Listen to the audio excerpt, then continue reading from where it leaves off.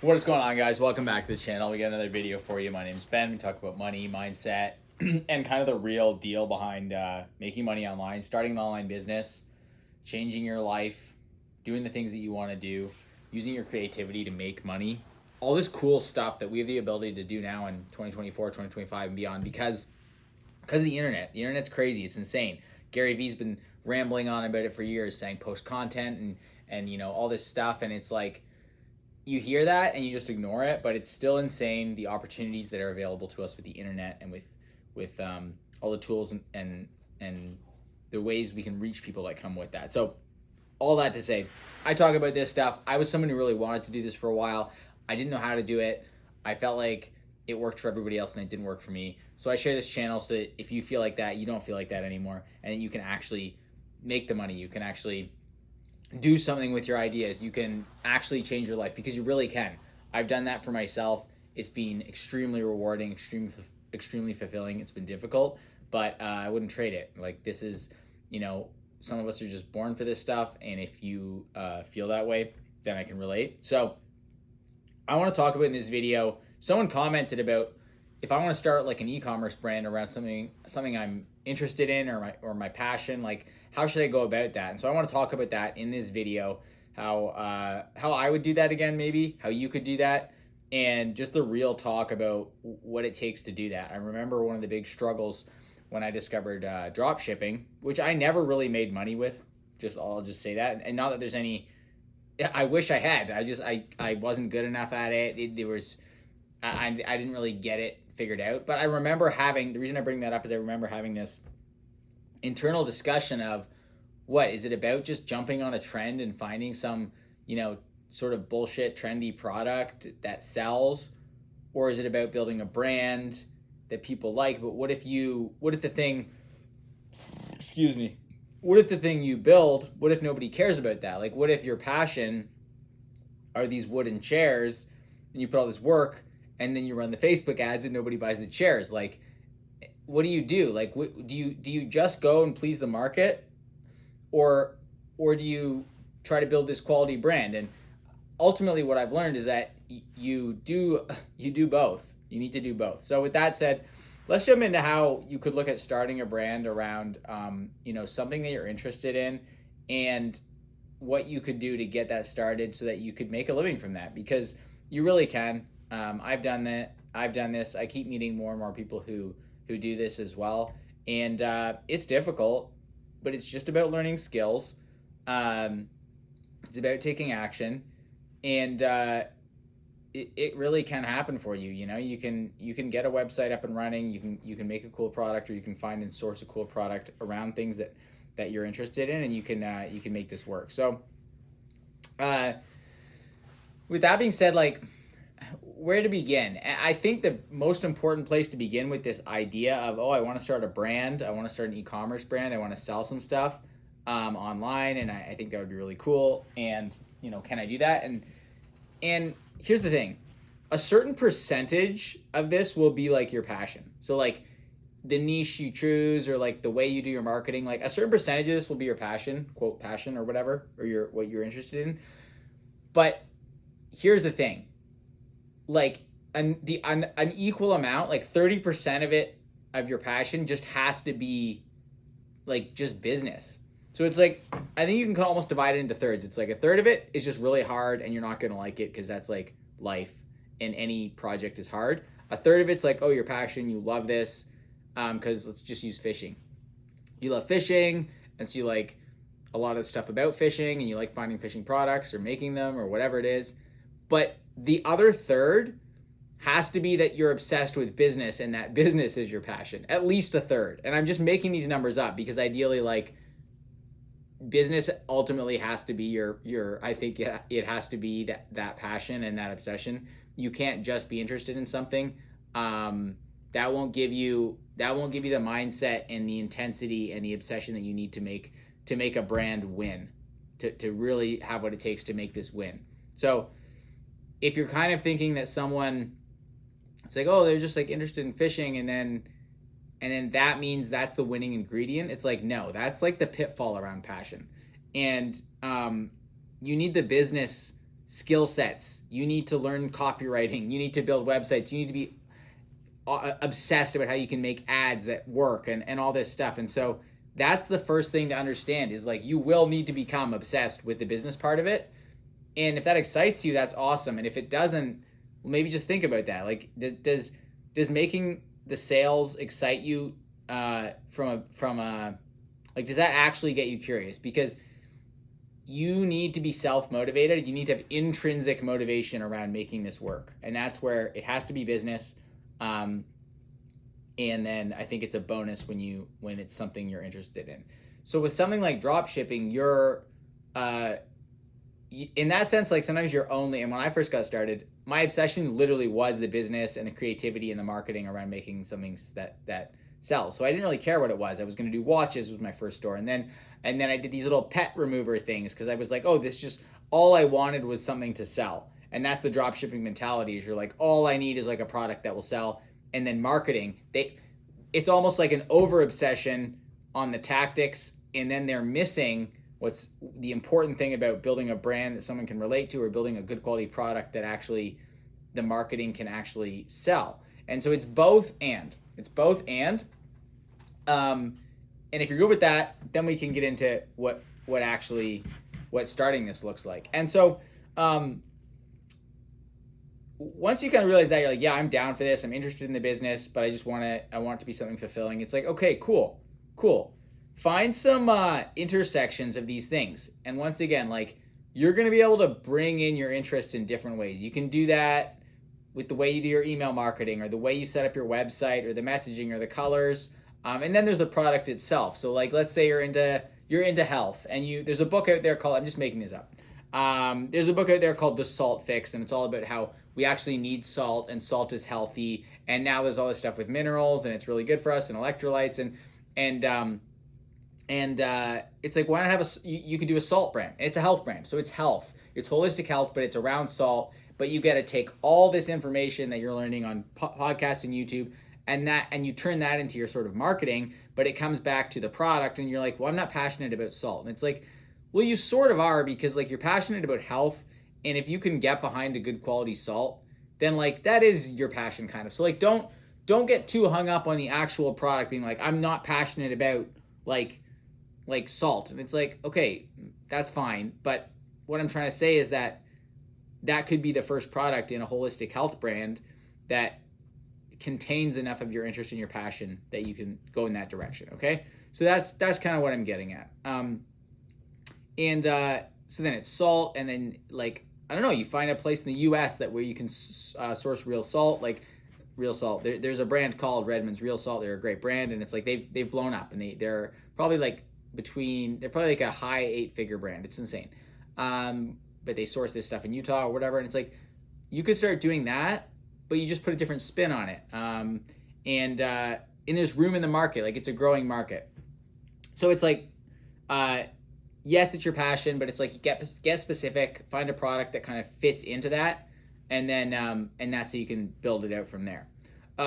Another like important thing here is you can't ignore the market. So like I mentioned that at the beginning, are you just looking at the market? But I'm not talking about like just trends like fidget spinner. Like it's not like, oh, what's like popping off right now? Like it's more bigger macro trends of just like what are growing markets? Like if you're in a shrinking market, Hormozy uses this example all the time, the story of the person who was in newspaper advertising, like print newspapers. Their business was selling ads. And it's like, their business just kept shrinking and they didn't know what was wrong. And it's like, well, that market is dying. It's a dying market. Everything's going to be, you're going to be pushing a ball up a hill. You don't want to be pushing a ball up a hill. You want to push a ball down a hill. So salt and people realizing that salt is healthy and sea salts and mineral salts and trace minerals, that's a growing market in this much broader growing health market. So I'll give you a hint. I'll give you a layup here for if you're looking to start a brand in the holistic health niche. That is a massively growing market, rapidly growing. People know that seed oils are bad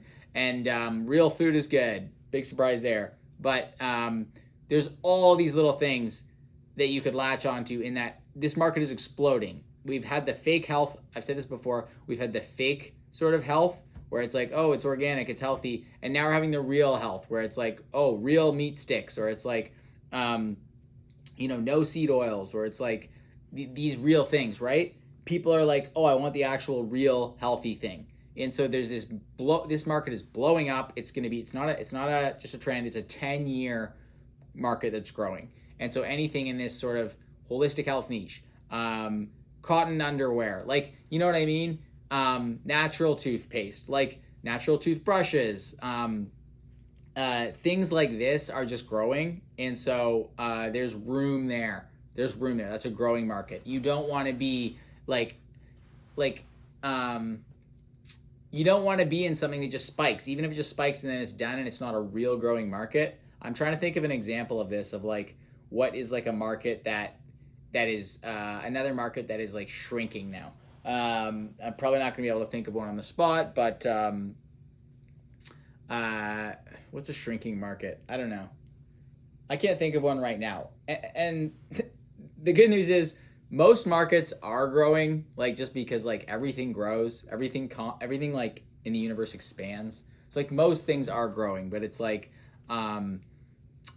if you're what's like a health trend that kind of like, okay, this is not a great one, but it's like keto. There's lots of great principles around the keto diet that like are still growing, but it like spiked. There was a spike, and I actually I had a keto brand that failed that I tried to start, and the reason I speak from experience here, kind of, but it was like the trend was great, and it's still a growing market. There's lots of great things about keto, but it's like that market, I don't know if it's like shrinking, but it's like more holistic in nature. So it's like if you just pick something that was just like a more of a trend, it might be harder to grow. Hopefully that makes sense. What else we got here? So just growing market in general, fitness, health, even specific interests. People are like, there's like more people having kids again, or homeschooling, or there's like stuff around like autism, like how kids can use sensory things for autism. Like it's more just like the research and where things are moving, right? And so you want to have your brand in one of those markets. That's very general. Okay, you get that, you get specific, and you can get my brand guide for like picking this down below. Because the other thing you're going to want to come up with is like, who is the audience you're serving and that you're speaking to. So there's the product, and there's also like the people you're speaking to, which is kind of like the niche, right? So everyone talks about like the niche, and it's like, yeah, you kind of need a niche, but it's more just like how you speak to people. And so if it's like moms who are holistic, it's like the salt brand for moms. And it doesn't even need to be that specific, but it's kind of like you could have that sort of messaging around it, okay? But after this, it's about like sourcing a quality product, obsessing over marketing. You're going to set up a Shopify website. You're going to start an Instagram page. You can start doing some organic stuff like daily Instagram Reels or daily TikToks, and you're going to want to see if you can start to just build a little micro audience around this. You can set a launch date if you want. I go over this in the other free guide that I'll drop down below. It's what I did, where it's like you kind of just document what you're doing. You try to get a couple hundred followers. You start building an email list. You're going to use Klaviyo for your email. So Shopify site, Klaviyo, you're just going to kind of do the scrappy. Build a small list. You're going to try to launch and sell a few hundred items. So you're going to want to source your product. Don't spend, try not to go to a massive manufacturer. Try to do some small batches. Save up a few $1,000s to invest in this. I started my brand with $1,000, $500. So it's like drive Uber or hustle or freelancing. We've talked about this in other videos. Get your cash flow. Get some cash flow so you're not starving your brand. You need a bit of money to pour into it. Nothing crazy, but $1,000, $5,000, something like that. Buy your first set of hoodies. Maybe you're doing apparel. That's kind of another topic. It's you want to test out some apparel designs. Great.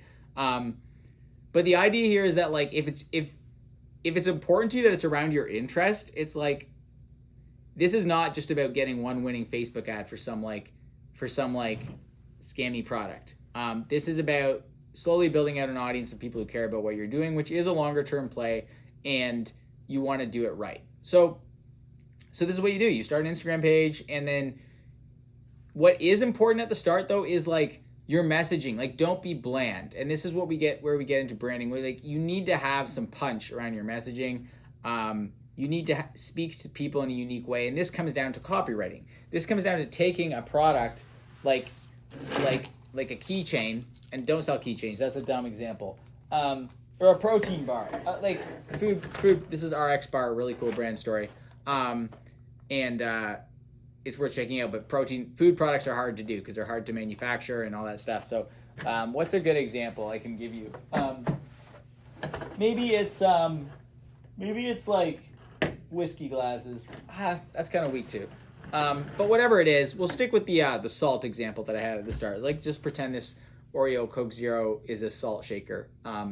Let's just say it's salt. You do salt, maybe you do shakers as well. And the messaging is around, I said moms before, but what if it's like, I had this idea where it's like traditional sea salt. And like the vibe is kind of like traditional families, traditional health, tradition, the richness of salt, the importance of the family, the importance of family dinners. Like you're against the kind of people who are trying to tear families apart and attack the traditional family. And it's like marriage is important and having kids is important and eating around the table. And so it's like, traditional sea salt or something like that. And so like your messaging is around those people. And then it's like your products, your products are built around that messaging. So it's like, salt of the earth. Maybe there's a Christian spin off of it. And it's like the traditional salt, like for Christians. And it's like, you are the salt of the earth.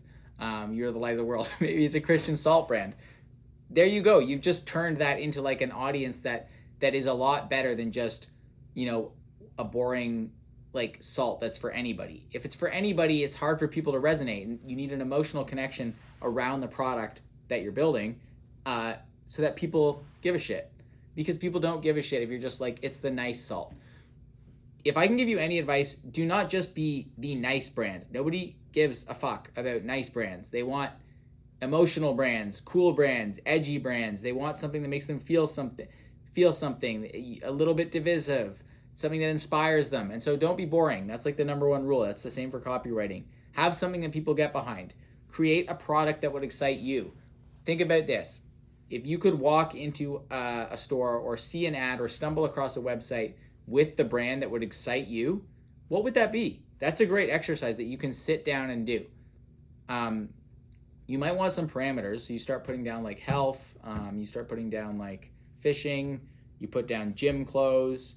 You put down supplements. And you're like, what brand would excite me? That's a great place to create from. But be honest. It's like, well, I don't want it to look like the same old shit. I'd say I want the label to be kind of cool or different or minimalist, or what would excite you. And it can be hard to like think about this stuff from scratch, but what you're gonna want to do is just to like start seeing what other brands are doing, start seeing what inspires you. Here's an example. There's a brand out there called Obvi Collagen, and they're freaking massive now. And collagen was already huge and saturated or whatever, but they just turned it really colorful, kind of like Candyland vibes. And it was like for women, and it was the weight loss collagen and this collagen and the skin collagen, and they just made it really fun. And I think they just like they had a really good team of marketers behind there, but they made it different, right? They gave it that, instead of it feeling like some boring like healthcare product in the aisle, it's like this colorful, or on the ad, this colorful, exciting collagen thing. What's another example of that? A brand I worked with, Hostage Mouth Tape. This product looked like Band-Aids before. It was boring. It was like big pharma. And then they went and turned it, actually do have some of this stuff right here. They went and turned it into a friggin' badass brand with a badass name. Hostage Tape. I did a lot of their early copywriting and email marketing. It was a freaking sick brand to be a part of. They're still really cool. But look, this cool package. It catches your eye. Black thing over the dude's mouth. It's like, what the heck is this? It's great for ads. Like, it lends itself. And so you start to get what I mean. It's like, if you saw this versus just like a box that looks like a Band-Aid, like the Breathe Right, which one's more exciting? Which one's easier to create a little bit of a buzz around? It's this, right? That's what you want to do. Don't be boring. Think about ways that you can build a product out that connects with people, so that when you go to make ads, your ads are easier to make, because even a picture of the product is going to catch someone's attention, right? So this sounds super easy, guys, but like, you go and then you see what some people are doing, and it's kind of just like, you're not really meshing with anyone. You're not really emotionally connecting with anyone here. And that's what you need to do. You need to create emotional connection with your messaging, whether it's fun or edgy, or just interesting, or just something that someone in that niche would really like. Here's another example. There's a duck brand, a guy I follow on Twitter, and he just makes like duck hoodies and pouches for carrying your shells, and it's a great friggin' brand. It's called Dabbling Duck Co. And this guy's ripping, like he's killing it. And he's just built it around his passion in a way that it's attractive to other people who are into duck hunting. Okay? So that's kind of it. And after that, the Facebook ads, like that stuff's kind of easy. It's not going to work on the first try, but it's like if you build this product and this brand with the messaging, and you are more than just a drop shipping scammy knickknack, and you put a bit of personality into this, that's where it's easier to make your ads work. You can run some simple ads, and it becomes just about amplifying this base that you have built out and resonating with the people who would also get excited about this. And then you build your base. Once again, I'll drop those guides down below. You build your base. I mean, you got to be obsessed about the business and stuff too. How do I set up a Shopify store? How do I set up Klaviyo for emails? How do I start collecting emails? How do I run a simple Facebook ad? How do I start finding my people and resonating with people and being a brand that people can get behind? And then you pour gas on the fire from there, and that's the sort of the way it goes. Other things to think about: small things are easier to ship. You want to aim for a price point of at least like $40 on whatever your item is, and then you can bundle that to be like 40 or buy 2 and save 20%, buy 3, because you're talking too much, and I was just at the dentist. You're gonna want your average order value. You want to set yourself up for success where your average order value is about like $70 at least. So that's like, you got the salt bundle, and it's like buy the 2 salt bundles, or this flavor, and there's this spice in this salt, or there's this like flavor in this salt, or the salt shakers are an upsell, and you can end up, it might sound high to you, but it's like pretty easily you got like a few $30 products, or $39, like $30 to $40 price range for an individual thing, and then you can get orders that are around $70. That allows you to start paying for Facebook ads and stuff like that, and we'll have to talk more about Facebook ads another time. But this is kind of it. It's finding that initial resonance, building something that you would be excited about, building something not boring, realizing that, yeah, maybe a third of this is your passion, a third of this has to be your business passion and your obsession to learn this game of selling stuff online, which is hard. And then a third of it's just learning to do all the shit that's like part of running a business. So I have to buy stuff. I have to learn skills. This is hard. What do I do in this situation? Like, there's going to be a third of it that's just hard, and that's not your passion. So for the person who left that comment, or for anyone else who was wondering, you can do this. You can learn this. You can stand out. Is it going to be $1 million overnight? Are you going to fail? Like, maybe. And but this can work, and it's worth messing around with if you want to start doing this on the side. Learn how to make a cool product. I recommend people, even like you can find cool people on Etsy who make, you could order a smaller amount of product from. You don't need to go to some massive manufacturer or China. Like you can go there. There's nothing wrong with sourcing stuff in China, but like find a way to get a small sample, to get prototypes of your product, to start building a small audience of people who would care about this by just grinding on Instagram. Hustle, guerrilla marketing. You can learn about Facebook ads. You can just start. You can start obsessing over that skill set, because you're going to need these skill sets. And guys, that is pretty much it. So, kind of an overview. I would love to build a course on this sometime. And there's a lot of little nuances that it sounds simple, but the more you learn, the more you're like, oh, I get why this matters so much, or oh my gosh, this is how I understand why people connect with a certain brand and why they don't care about another brand. But those are the things that you need to learn as you start out. So start messing around. If you have no idea what you want to do, just pick something that interests you, and you could do this. You can do this for fairly cheap. You can do it for, like I said, $1,000. You can start spending a few $100s, or even when I started my brand, it was just $30 a day on Facebook ads. I already had some reviews in the product, and I already had some feedback that people liked it. So I recommend getting some real feedback, getting some sample products, and actually building up a little bit of a foundation before you run ads. But you can mess around with this stuff and test it out. And either way, you're going to learn a shit ton. That is pretty much it, guys. You could start this today. You can grab the guides down below. Please leave a comment if you like this.